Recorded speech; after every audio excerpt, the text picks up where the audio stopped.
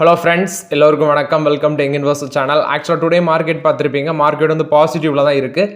But இருந்தாலும் பார்த்தீங்கன்னா இன்றைக்கி ஒரு நெகட்டிவ் போச்சு, மறுபடியும் பாசிட்டிவ் ட்ரெண்டுக்கு திரும்பி இருக்குது. நிஃப்டி வந்து 25,155 பாயிண்ட்ஸில் இருக்குது, 102 பாயிண்ட்ஸ் பாசிட்டிவ். பேங்க் நிஃப்டி 51,182 பாயிண்ட்ஸாக இருக்குது, 38 பாயிண்ட்ஸ் பாசிட்டிவ்ல ட்ரேட் ஆகிட்டு இருக்கு.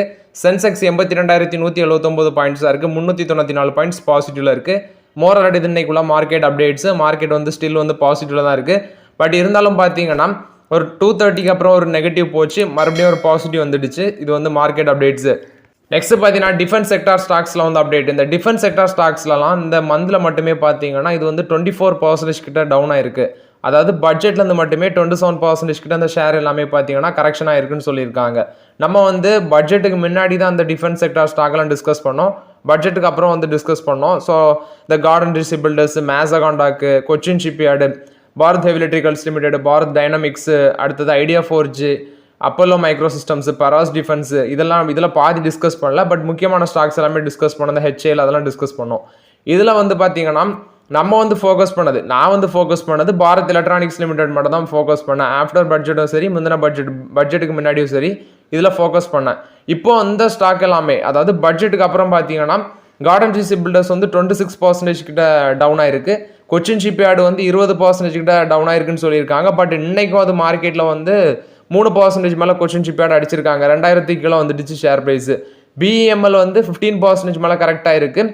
அடுத்தது வந்து மிஸ்ரா தாட்டு நிகம் அப்படிங்கிற ஒரு டிஃபென்ஸ் செக்டார் ஸ்டாக்கு 13% மேலே கரெக்டாக இருக்குது. டிசிஎக்ஸ் சிஸ்டம் அதுவும் 13% கிட்ட கரெக்டாக இருக்குது.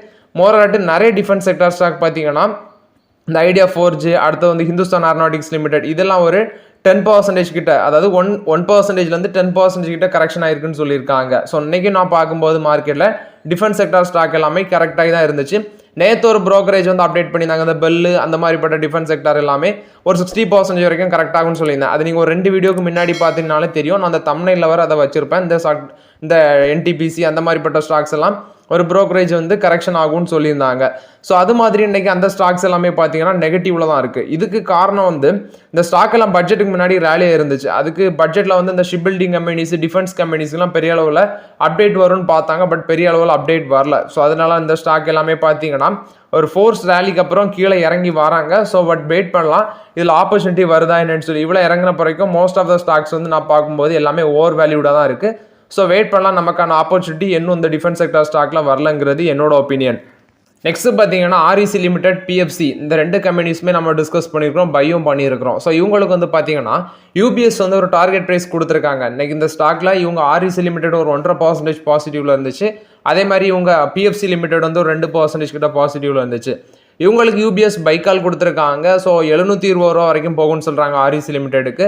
அடுத்தது பிஎஃப்சிக்கு பார்த்தீங்கன்னா 670 ரூபா வரைக்கும் போகும்னு சொல்கிறாங்க. ஸோ ஆர்இசி லிமிடெட் 17% மேலேயும், பிஎஃப்சி லிமிடெட் வந்து 25% வந்து அப்சைட் போகும்னு சொல்கிறாங்க. மோரலாட்டி இது வந்து யூபிஎஸ் பார்த்தீங்கன்னா இந்த 2 கம்பெனிஸுமே பைக்கால் கொடுத்துருக்காங்க. ஸோ நம்ம ரீசெண்டாக வர ஆர்இசி லிமிடெட் கன்சிடர் பண்ணியிருந்தோம். அதில் நமக்கு வந்து டிவிடெண்ட் வர கிரெடிட் ஆகிடுச்சு. இது வந்து ஆர்இசி லிமிடெட், பிஎஃப்சி லிமிடெட்டை பொறுத்த வரைக்கும் அப்டேட்டு. இவங்களோட லோன் க்ரோத் எல்லாமே பேஸ் பண்ணி இந்த அப்டேட் கொடுத்துருக்காங்க. நெக்ஸ்ட் பார்த்தீங்கன்னா இந்த பஜாஜ் ஃபின்சர்வ், பஜாஜ் ஃபினான்ஸ், இது இன்னைக்கு நல்லா பெர்ஃபார்மன்ஸ் மார்க்கெட்டில் கொடுத்துருந்தாங்க. ஸோ 2 ஸ்டாக்குமே வந்து 3.5% கிட்ட ரேலியாக இருந்துச்சு. பட் நான் மார்க்கெட்டில் பார்க்கும்போது 2.5% வந்து ஸ்டில் வந்து பார்த்தீங்கன்னா இந்த 2 கம்பெனிஸுமே பாசிட்டிவ்ல தான் இருக்குது. இதுக்கு முக்கியமான காரணம் பஜாஜ் ஃபினான்ஸோட ஒன் ஆஃப் த சப்சிடியாக இருக்கிற பஜாஜ் ஹவுசிங் ஃபினான்ஸ் பார்த்தீங்கன்னா ஐபிஓ வர போகிறாங்கன்னு சொல்லியிருந்தாங்க. ஸோ அது செப்டம்பரில் வந்து அந்த ஐபிஓ ஓப்பன் ஆகும்னு நினைக்கிறேன். ஸோ அப்படி தான் அப்டேட் கொடுத்துருந்தாங்க. அந்த 7,000 கோடி ஐபிஓக்கான அந்த ஐபிஓ வந்து செப்டம்பரில் வந்து ஸ்டார்ட் ஆகும் அப்படின்னு சொல்லியிருந்தாங்க. ஸோ பஜாஜ் ஃபினான்ஸ் தான் பஜாஜ் ஹவுசிங் ஃபினான்ஸில் 100% ஆஃப் த ஸ்டேக் வந்து வச்சிருக்காங்க. அதில் வந்து பஜாஜ் ஃபின்சர்வ் வந்து 51.34% ஆஃப் த ஸ்டேக் வந்து பஜாஜ் ஃபினான்ஸில் வந்து ஹோல்ட் பண்ணுறாங்க. ஸோ இந்த பப்ளிக் இஷ்யூ வந்து 4,000 கோடி வந்து ஃப்ரெஷ் இஷ்யூ மூலமாட்டும், 3,000 கோடி வந்து ஆஃபர் ஃபார் சேல் மூலமாட்டும் இருக்குன்னு சொல்கிறாங்க. ஸோ நம்ம வெயிட் பண்ணி தான் பார்க்கணும். பட் செப்டம்பரில் ஐபிஓ வருது. ஸோ அந்த ஐபிஓ வந்து பார்த்தீங்கன்னா என்எஸ்சி, பிஎஸ்சியில் லிஸ்ட் ஆகுது. ஸோ அந்த ஐபிஓ பேஸ் பண்ணி தான் இந்த செப்டம்பரில் வர இருக்கிறத பேஸ் பண்ணி இன்னைக்கு இந்த பஜாஜ் ஃபினான்ஸும் பஜாஜ் ஃபின்ஸ் வந்து 2 ஷேருமே பார்த்தீங்கன்னா ரேலியாக இருக்குது. மோரலாட்டி இது வந்து பஜாஜ் ஃபினான்ஸை பொறுத்த வரைக்கும் அப்டேட்டு. நெக்ஸ்ட் பார்த்தீங்கன்னா டாடா வந்து தெமாஸ்கை வந்து அக்யூசிஷன் பண்ணியிருந்தாங்க அவங்களோட டாடா பிளே மூலமாட்டு. ஸோ இப்போ அந்த டாடா பிளேக்கு வந்து ஐபிஓ வர வாய்ப்பு இருக்குது அப்படின்னு சொல்லி ஒரு ஆர்டிகல் வந்திருக்கு. ஸோ $1 பில்லியன் வேல்யூஷன் வந்து பார்த்தீங்கன்னா அவங்களோட என்டர்டைன்மெண்ட் பிஸ்னஸாக இருக்க டாடா பிளேக்கு வந்து ஐபிஓ வர வாய்ப்பு இருக்குன்னு சொல்லி ஒரு ஆர்டிகல் வந்திருக்கு. இது வந்து பிஸ்னஸ் ஸ்டாண்டர்டில் தான் வந்திருக்கு. பட் இவங்க ஆல்ரெடி வந்து பார்த்தீங்கன்னா சில கம்பெனிஸ்க்கு ஐபிஓ வரும்னு சொல்லியிருக்காங்க. பட் இது எவ்வளோ டைம் எடுக்குன்னு தெரில. மொரட்டி இது வந்து பார்த்தீங்கன்னா டாடா பிளேயில் வந்து அப்டேட்டு. நெக்ஸ்ட் பார்த்தீங்கன்னா HL டெக்னாலஜிஸில் வந்து அப்டேட். HL டெக்னாலஜிஸ் வந்து இன்னைக்கு மார்க்கெட்டில் ஒரு 1.5% பாசிட்டிவ்ல தான் ட்ரேட் ஆகிட்டு இருக்கு. 1750 இருக்கு நான் பார்க்கும்போது. இவங்களுக்கு வந்து பார்த்தீங்கன்னா மோட்டிலால் ஓசால ஒரு டார்கெட் ப்ரைஸ் சொல்லியிருக்காங்க. $2,000 வரைக்கும் அந்த ஷேர் போகும் அப்படின்னு சொல்லி பை ரேட்டிங் கொடுத்துருக்காங்க HL டெக்னாலஜிஸுக்கு. பட் இப்போதைக்கு ஐடி செக்டார் ஸ்டாக்ஸில் உள்ள என்ட்ரி கொடுக்க ஐடியாலாம் நான் இல்லை. பட் இது வந்து ஆல்ரெடி HL டெக்னாலஜிஸில் இன்வெஸ்ட்மெண்ட் பண்ணியிருக்கிறவங்களுக்கு ஒரு பாசிட்டிவ் அப்டேட்டாக இருக்குது. இது வந்து பார்த்தீங்கன்னா HL டெக்னாலஜிஸை பொறுத்த வரைக்கும் அப்டேட்டு. நெக்ஸ்ட் பார்த்தீங்கன்னா ரிலையன்ஸ் இண்டஸ்ட்ரீஸில் வந்து அப்டேட். ரிலையன்ஸ் இண்டஸ்ட்ரீஸோட ஆனுவல் ஜெனரல் மீட்டிங் இன்னைக்கு நடந்துச்சு. ஸோ தமிழ் நியூஸ் சேனலில் கூட பார்த்தீங்கன்னா ஃபேமஸான தமிழ் நியூஸ் சேனலில் கூட அதை வந்து லைவ் ரிலே பண்ணாங்க. நானும் பார்த்தேன். அதில் வந்து அவங்க பேசுகிறத நான் கேட்டேன். ஸோ பேசுகிறதையும் கேட்டேன். பட் வந்து ஃபோனில் ஆர்டிகலாட்டி எனக்கு கிடச்சிச்சு. ரிலையன்ஸ் இண்டஸ்ட்ரீஸ் வந்து 1:1 அந்த பேசிஸில் வந்து போனஸ் ஷேர் இஷ்யூ பண்ண இருக்கிறாங்க செப்டம்பர் 5 அப்படின்னு சொல்லி ஒரு அப்டேட் வந்திருக்கு. பட் அன்னைக்கு எனக்கு தெரிஞ்சு இன்னும் ரெக்கார்ட் டேட் அவங்க சொல்லலை. மேபி செப்டம்பர் 5 பார்த்தீங்கன்னா அவங்க அந்த ரெக்கார்ட் டேட்டை சொல்லுவாங்க அப்படின்னு சொல்லி அப்டேட் கொடுத்துருக்காங்க.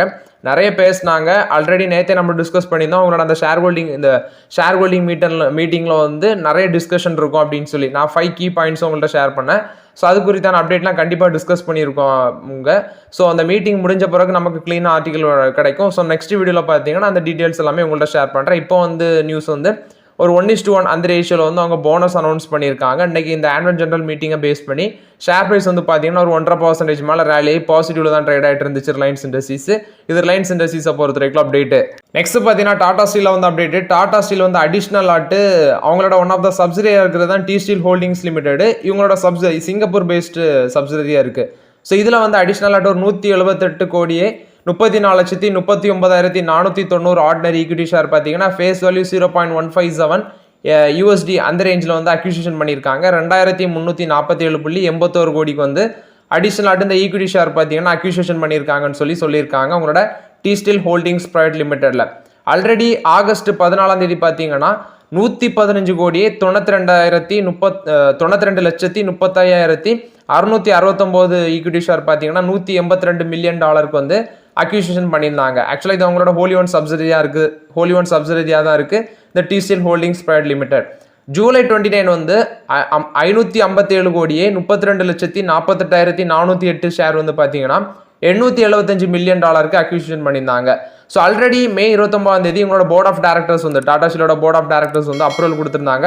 இந்த டி ஸ்டீல் ஹோல்டிங்ஸ் பிரைவேட் லிமிடெட்ல ஃபண்ட் இன்ஃபியூஷன் பண்ணுவோம் ஈக்விட்டி ஷேர் சப்ஸ்கிரிப்ஷன் மூலமாட்டு 1 or more டிரான்சாக்ஷன்ஸ்னு சொல்லி இதை வந்து அவங்களோட ஹோலி ஒன் சப்சிடரியாக இருக்குது இந்த T steel holdings private limited. மோராலிட்டி இது வந்து பார்த்தீங்கன்னா டாடா ஸ்டீலில் வந்து அப்டேட். இந்த டி ஸ்டீல் ஹோல்டிங்ஸ் லிமிடெட்ல இவங்க வந்து அடிஷனல் ஈக்விட்டி ஷேர் அக்யூசிஷன் பண்ணியிருக்காங்க. நெக்ஸ்ட் பார்த்தீங்கன்னா டாடா மோட்டார்ஸ் இன்னைக்கு அந்த ஷேர் ப்ரைஸ் 4% மேலே ரேலி இருக்குது. யாரெல்லாம் பார்த்தீங்கன்னு தெரில. ஸோ ஆக்சுவலாக $1,123 இருக்குது. ஒன்று மேஜர் ரீசன் அவங்க சைனாவில் இருக்கிற ஒரு கம்யூனிட்டி வந்து பேட்டரி வாங்குவாங்க அப்படின்னு சொல்லி ஒரு அப்டேட் நேற்று வந்துருந்துச்சு.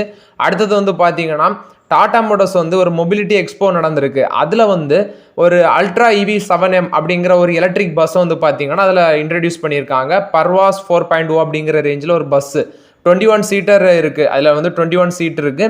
அடுத்தது வந்து லித்தியம் அயன் பேட்டரி ஃபெசிலிட்டி இருக்குன்னு சொல்கிறாங்க. ஸோ ஒன் டைம் சிங்கிள் சார்ஜில் 160 கிலோமீட்டர் வரைக்கும் அந்த பஸ்ஸு போகும்னு சொல்கிறாங்க. ஃபாஸ்ட் சார்ஜிங் கேப்பபிலிட்டியும் இருக்குது. 2.5 hours பார்த்தீங்கன்னா ஃபாஸ்ட் சார்ஜிங் மெத்தடும் வச்சுருக்காங்க. ஸோ அந்த எக்ஸ்போவில் வந்து பார்த்தீங்கன்னா டாடா மோட்டார்ஸ் வந்து ஒரு நியூ பஸ்ஸை வந்து இன்ட்ரடியூஸ் பண்ணியிருக்காங்க. அது மட்டும் இல்லாமல் இதை ஃபோக்கஸ் பண்ணி ரேலியாக இருக்காது. நேற்று இந்த சைனீஸ் கம்பெனியோட பேட்டரி அப்டேட் அது ஒரு பாசிட்டிவ் அப்டேட்டு. எனக்கு தெரிஞ்சு நாளைக்கு வந்து பார்த்தீங்கன்னா இந்த டாடா மோட்டார் DVR ஷேர் வந்து க்ளோஸ் ஆயிரும். அடுத்தது வந்து ரெக்கார்ட் டேட் செப்டம்பர் 1 அனௌன்ஸ் பண்ணியிருந்தாங்க. அன்னையில் வந்து டாடா மோட்டார் ஷேர் மட்டும் தான் மார்க்கெட்டில் இருக்கும். ஸோ மோராலிட்டி நிறைய பாசிட்டிவ் நியூஸ் அவங்களோட சரௌண்ட் பண்ணியிருந்ததுனால இன்னைக்கு மட்டுமே மார்க்கெட்டில் 4% ரேலியாக இருக்குது. இது டாடா மோட்டார்ஸை பொறுத்த வரைக்கும் பாசிட்டிவ் அப்டேட்டு. நெக்ஸ்ட் பார்த்தீங்கன்னா ஐடிசி ஹோட்டல்ஸில் வந்து அப்டேட்டு. ஐடிசி ஹோட்டல்ஸ் வந்து ஒரு மேனேஜ்மெண்ட் கான்ட்ராக்ட் வந்து மத்திய பிரதேஷில் பார்த்தீங்கன்னா சைன் பண்ணியிருக்காங்க அப்படின்னு சொல்லி ஒரு அப்டேட் வந்திருக்கு மண்டு அப்படிங்கிற இடத்துல. ஸோ ஐடிசி ஹோட்டலுக்கு மத்திய பிரதேஷ்லேயே 540 கீஸ் இருக்குன்னு சொல்கிறாங்க. ஸோ இதில் வந்து 2 ஆப்ரேட்டிங் வச்சுருக்காங்க. இந்த வெல்கம் ஹெரிட்டேஜ் ப்ராப்பர்ட்டிஸ்லேயே 2 ஆப்ரேட்டிங் பெஞ்சு பச்மார்கி அப்படிங்கிற ஆப்ரேட்டிங் வச்சுருக்காங்க. அடுத்தது வெல்கம் ஹோட்டல் செக்மெண்ட்டில் வந்து பார்த்தீங்கன்னா ஜாபல்பூர், குவாலியர், போபால் இங்கே வந்து 3 வெல்கம் ஹோட்டல்ஸ் வச்சுருக்காங்க அப்படின்னு சொல்லியிருக்காங்க. ஸோ இதை வந்து பார்த்தீங்கன்னா ஒரு மேனேஜ்மெண்ட் கான்ட்ராக்ட் தான் சைன் பண்ணியிருக்காங்க. மோராட் இது வந்து ஐடிசி ஹோட்டல்ஸை பொறுத்த வரைக்கும் ஒரு பாசிட்டிவ் அப்டேட்டாக பார்க்கப்படுது. விரைவில் ஐடிசி ஹோட்டல்ஸ் நமக்கு தனியாட்டு கிடைக்கும். ஸோ அது வரைக்கும் வெயிட் பண்ணி தான் ஆகணும். நெக்ஸ்ட் எல்என்டி டெக்னாலஜியில் வந்து டெக்னாலஜி சர்வீசஸில் வந்து அப்டேட்டு. அவங்க $1 பில்லியன் ரெவன்யூ வந்து 3 வெர்டிகல்ஸ்லேருந்து எதிர்பார்க்குறாங்க. மொபிலிட்டி, சஸ்டைனபிலிட்டி, டெக்னாலஜி இதுலேருந்து எதிர்பார்க்குறாங்கன்னு சொல்லியிருக்காங்க. ஸோ ஆனுவல் ரெவன்யூ வந்து மொபிலிட்டி செக்மெண்ட்லேருந்து இப்போ அவங்களுக்கு வருது $416 மில்லியன் வருதுன்னு சொல்கிறாங்க. அவங்க சொல்லியிருக்கிறது $1 பில்லியன் 3 சேர்த்துல ஈச் வெர்டிகல்லேருந்து எதிர்பார்க்குறாங்க. ஸோ இப்போ கரண்டாட்டு மொபிலிட்டிலேருந்து $416 மில்லியன் வருது, சஸ்டைனபிலிட்டிலேருந்து $354 மில்லியன் வருது, டெக்னாலஜிலேருந்து $414 மில்லியன் வருதுன்னு சொல்கிறாங்க. ஸோ இதை வந்து $1 பில்லியன் இன்க்ரீஸ் பண்ணணும்னு சொல்லியிருக்காங்க. இது வந்து எல்என்டி டெக்னாலஜி சர்வீஸை பொறுத்த வரைக்கும் ஒரு பாசிட்டிவ் அப்டேட்டு. நெக்ஸ்ட் பார்த்தீங்கன்னா ரேமண்ட் குரூப்பில் வந்து அப்டேட். ரேமண்ட் குரூப் வந்து அவங்களோட பிஸ்னஸ் எல்லாமே தனியாக டிமர்ஜ் பண்ணிட்டாங்க. உங்களுக்குமே தெரியும். ஸோ ரீசெண்டாக real estate, life style, engineering எல்லாமே டிமர்ஜ் பண்ணிட்டாங்க. ஸோ இவங்க சொல்லியிருக்கிறது அவங்களோட லைஃப் ஸ்டைல் பிஸ்னஸ் விரைவில் நெக்ஸ்ட் வீக்கில் லிஸ்ட் ஆகும் அப்படின்னு சொல்லி அந்த கம்பெனியோட சிஎம்டிஆர் இருக்கிற கௌதம் சிங்கானியா வந்து பார்த்தீங்கன்னா சொல்லியிருக்காங்க. ரேமண்ட் லைஃப் ஸ்டைல் வந்து நெக்ஸ்ட் வீக் லிஸ்ட் ஆகும் அப்படின்னு சொல்லியிருக்காங்க. இது வந்து ரேமண்ட் குரூப் தரப்புல இருந்து வந்து அப்டேட்டு. நெக்ஸ்ட் வந்து பார்த்தீங்கன்னா நால்கோ கொடுத்த அப்டேட். ஆக்சுவலாக நால்கோ, அடுத்தது வந்து ஹிந்துஸ்தான் காப்பர் லிமிடெட், அடுத்தது வந்து பார்த்தீங்கன்னா mineral exploration and consultancy limited. இவங்க 3 பேரை சேர்ந்து ஒரு பிஸ்னஸ் ரன் பண்ணுறதா அந்த கேபில்னு சொல்கிறாங்க. ஸோ ஆக்சுவலாக இவங்க 3 பேரை சேர்ந்து ஒரு ஜாயிண்ட் வெஞ்சர்னு சொல்லலாம். அது மாதிரி அமைச்ச கம்பெனி தான் அந்த கேபில், காஞ்ச் பிதேஷ் இந்தியா லிமிடெட். இவங்க வந்து ஆயில் இந்தியா லிமிடெட் கூட ஒரு மெமரம் ஆஃப் அண்டர்ஸ்டாண்டிங் சைன் பண்ணியிருக்காங்க.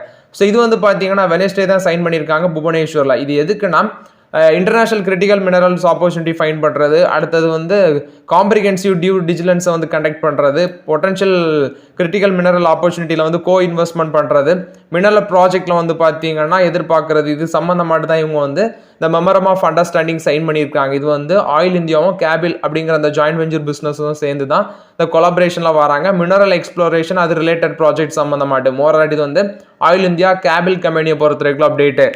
நெக்ஸ்ட் பார்த்தீங்கன்னா ஐஓசிஎல், இன்னைக்கு இந்த ஸ்டாக் 1.5% கிட்ட ரேலியாக இருந்துச்சு. இதுக்கு முக்கியமான காரணம் பார்த்தீங்கன்னா இவங்களுக்கு ஒரு இன்ட்ரீம் சேர்மனாட்டு அனௌன்ஸ் பண்ணியிருக்காங்க. ஐஓசிஎலுக்கு வந்து ஒரு இன்ட்ரீம் சேர்மன் சொல்லியிருக்காங்க. சதீஷ் வடுகிரி அப்படிங்கிற ஒருத்தர் இன்ட்ரீம் சேர்மனாட்டும், அடுத்தது ராஜினிஷ் நரங்க வந்து ஹெச்பிசிஎலுக்கு இன்ட்ரீம் சேர்மனாட்டும் அனௌன்ஸ் பண்ணியிருக்காங்க அப்படின்னு சொல்லி ஒரு அப்டேட் வந்திருக்கு. ஸோ மோராட் இது வந்து பார்த்தீங்கன்னா ஐஓசிஎல், ஹெச்பிசிஎலை பொறுத்த வரைக்கும் அப்டேட், இவங்களுக்கு வந்து இன்ட்ரீம் சேர்மனை வந்து அனௌன்ஸ் பண்ணியிருக்காங்க.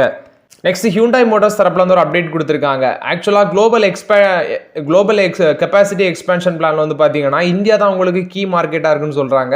ஸோ குளோபல் கெப்பாசிட்டியில் வந்து 1 மில்லியன் யூனிட்ஸ் வந்து அவங்க சேல் பண்ண ஐடியாவில் இருக்கிறாங்க. அதில் இந்தியா வந்து அக்கௌண்ட் ஆகுறது 2,50,000 அடிஷ்னல் யூனிட்ஸ் வந்து பார்த்தீங்கன்னா அக்கௌண்ட் ஆயிருக்குன்னு சொல்கிறாங்க. இந்த கம்பெனி டார்கெட் பண்ணுறது ஆனுவல் குளோபல் சேல்ஸ் வந்து 5.5 மில்லியன் சேல்ஸ் வந்து 2030 வந்து அவங்க எதிர்பார்க்குறாங்க. அதாவது 2023 வந்து 30% வந்து எதிர்பார்க்குறாங்க பெனிஃபிட் க்ரோத். அடுத்தது ஹைப்ரிடை வந்து டபுள் பண்ண இருக்கிறாங்க. ஹைப்ரிட் டெக்னாலஜி பேஸ்ட் வெஹிக்கிள்ஸை 14 மாடல்ஸ் ஆட்டி இன்க்ரீஸ் பண்ண இருக்கிறாங்க. அது மட்டும் இல்லாமல் 21 எலக்ட்ரிக் வெஹிக்கிள்ஸ் உள்ள போர்ட்ஃபோலியோ ஆட்டு அந்த கம்பெனி வந்து 2030 இருக்கும் அப்படின்னு சொல்கிறாங்க. இது வந்து பார்த்தீங்கன்னா ஹியூண்டாய் மோட்டார்ஸ் கொடுத்த அப்டேட்டு. நெக்ஸ்ட் என்எல்சி இந்தியா கொடுத்த அப்டேட். என்எல்சி இந்தியாவை வந்து ஒரு 25 இயர் அக்ரிமெண்ட் வந்து தெலுங்கானாவில் வந்து போட்டிருக்காங்க. ஸோ ஒரு 200 மெகாவாட் உள்ள சோலார் பவர் ப்ராஜெக்ட் வேண்டி தான் தெலுங்கானாவில் வந்து போட்டிருக்காங்க அப்படின்னு சொல்லியிருக்காங்க. தெலுங்கானா ஸ்டேட் டிஸ்காம்ஸ் டிஸ்ட்ரிபியூஷன் கம்பெனிஸ் கூட போட்டிருக்காங்க 25 இயர் பவர் யூசேஜ் அக்ரிமெண்ட். இது வந்து என்எல்சி இந்தியா கொடுத்த positive update. Next KEC international வந்து அப்டேட். இவங்க வந்து 1171 கோடி transmission and distribution business order வந்து வின் பண்ணியிருக்காங்க அப்படின்னு சொல்லியிருக்காங்க. ஸோ இதோட வேல்யூ வந்து 1171 கோடின்னு சொல்லியிருக்காங்க. 400 கேவி டிரான்ஸ்மிஷன் லைன் வந்து யுனைடெட் அரப் எமிரேட்ஸ்லையும், 380 கேவி டிரான்ஸ்மிஷன் லைன் வந்து சவுதி அரேபியாலன்னு சொல்லியிருக்காங்க. இது வந்து மோராட் கேஇசி இன்டர்நேஷனல் வந்து அப்டேட். இது ஒரு இன்ஃப்ராஸ்ட்ரக்சர் பேஸ்ட் கம்பெனி.